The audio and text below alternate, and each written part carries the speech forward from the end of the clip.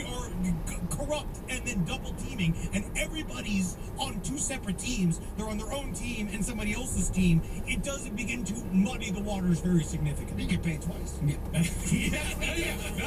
And that's what makes Black Dahlia so interesting and so confusing, is because every person in this story is running a game within a game within a game, because it is so corrupt and there is so much crime going on here from the top to the bottom. There are a million games being played at all times, and nobody trusts each other. Next episode, we are going to go into this idea of, like, I think truly what's going on here is, like, there's like 7 mafias of different industries all fighting at once. Yeah. Well, because if you weren't committing crimes, you weren't able to get anything done. Exactly. You were literally, it's like Lance Armstrong. He wasn't cheating, he was competing.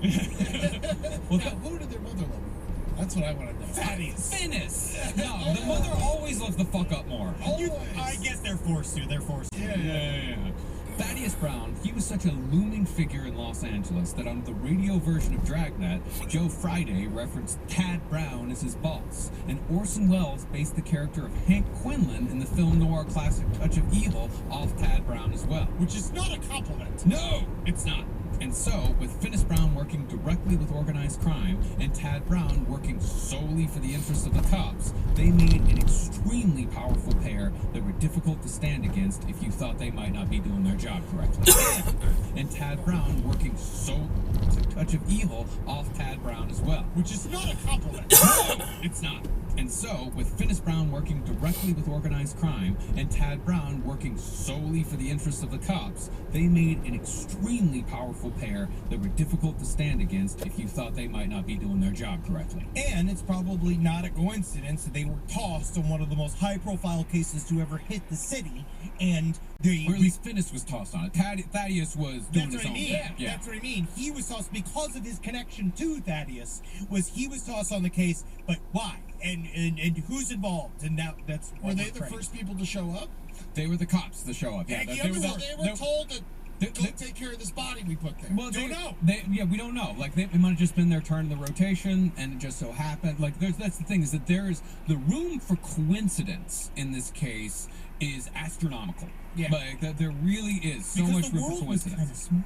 Yeah, it was much smaller. Yeah, and LA at this point was half the size that it is now. It's half the population that it is now. Yeah, and it's just a bunch of vacant lots. Mm-hmm. At least in places like Leimert Park. Yeah. Live from Northway. It's the most wonderful time of the year, holidays on the house at DraftKings Casino. With this season's offerings, you'll unwrap everything on your list. Exclusive games, huge jackpots, and exciting rewards. DraftKings is offering a warm welcome to new players with $100 instantly in casino credits with just a $10 wager. Plus, everyone can get in on the action with a holiday reward every week. So sign up with code LPOTL because the holiday cheer is here. Only on DraftKings Casino. Gambling problem? Call 1-800-GAMBLER. In Connecticut, help is available for problem gambling. Call 888-789-7777 or visit ccpg.org. Please play responsibly. 21 plus. Physically present in Connecticut, Michigan, New Jersey, Pennsylvania, West Virginia only. Void in Ontario. Eligibility restrictions apply. New customers only. Opt-in required. Casino credits are non-withdrawable and expire in 168 hours. Terms at casino.draftkings.com/promos. Miami Metro catches killers, and they say it takes a village to raise one. I am angry with the way that he is handling it. To save 10% off your first Murder. Well, it sounds at the time it was about because everybody's an actor. Jump in and insert themselves into this case, because partially was the issue of all the confessing Sams is that they got this Early as late January, her interview with Red Matt, weird shit that had gone down in this episode, all the most important. Now, to the press, it seemed like the cops really weren't trying all that hard when it came to investigating. Check out squarespace.com for a free trial. And when you're ready to launch, squarespace.com/left to save 10% off your first purchase of a website or domain. I'm coming for you, Charlie Bucket! Now, to the press, it seemed like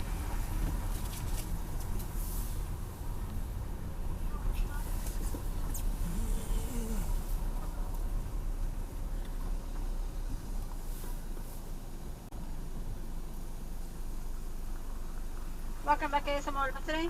Yes, I am, and I have a code. Okay, what's your code? My code is KR68.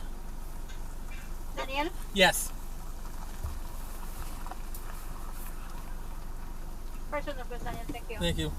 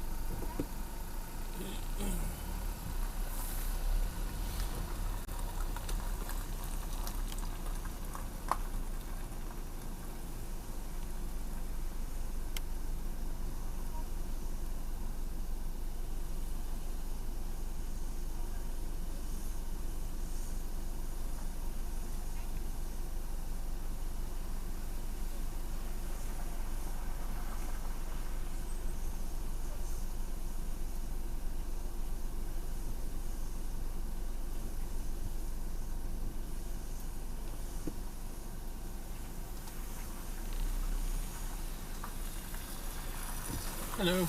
Yeah, I'm good. Thank you.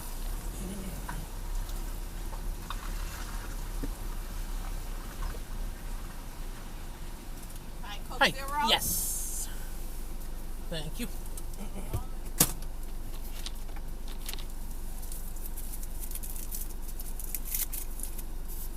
Have a good day. You too.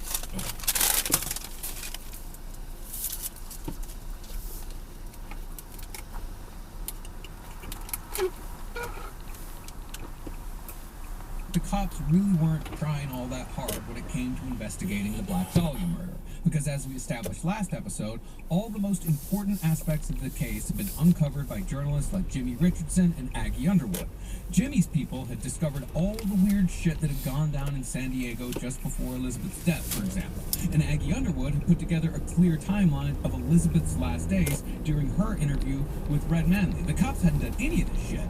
Therefore, rumors that the Black Dahlia investigation was being shut down and covered up were being spread as early as late January 1947, about a week or two after the murder. Well, it sounds like also partially was the issue of all the confession said is that they got this influx we talked about last week of all of these people wanting to jump in and insert themselves into this case. Because again, I think that where Los Angeles comes into play is that you have because everybody's an actor in the population, there's a lot of people looking to be like, I put my mark on this case. I could get my picture on the paper, which I do think is true. I think there's a little bit of the beginnings of this idea of like any publicity is good publicity. No, everyone thinks they're living in Chicago. Yeah. The play, the musical. Yes. You know, like And that. so now they're calling in, and so everything got gummed up.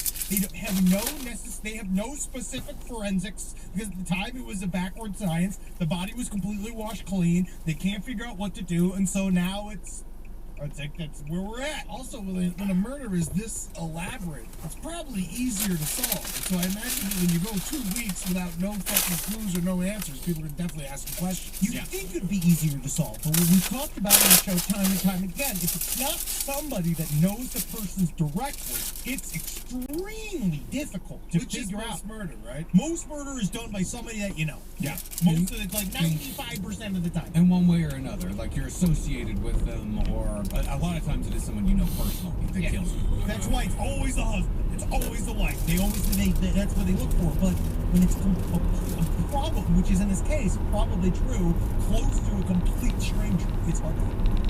Jimmy Richardson, in particular, began to believe that the investigation was being purposefully stalled, and it was his theory that the LAPD wanted it gone because of its possible connections to organized crime and the Los Angeles political elite. Furthermore, the LAPD were trying their best to distance themselves from even putting work into the investigation, going so far as to say that the murder had probably taken place outside the LA city limits and was therefore none of their business. The chief, even putting work into the investigation, going so far as to say that the murder had probably taken political elite. Furthermore, the LAPD were trying... his theory that the LAPD wanted Complete stranger. It's hard to figure out.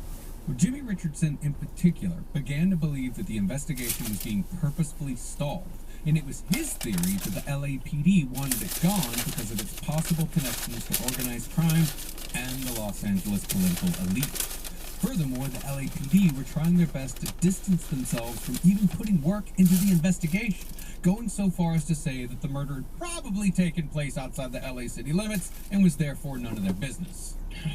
The chief homicide detective in the city, Captain Jack Donahoe, was likewise drawing criticism because of his ridiculous public statements, and was therefore none of their business. Their best to distance themselves from even putting work into the investigation, going so far as to say that the murder had probably taken place outside the LA city limits and was therefore none of their business.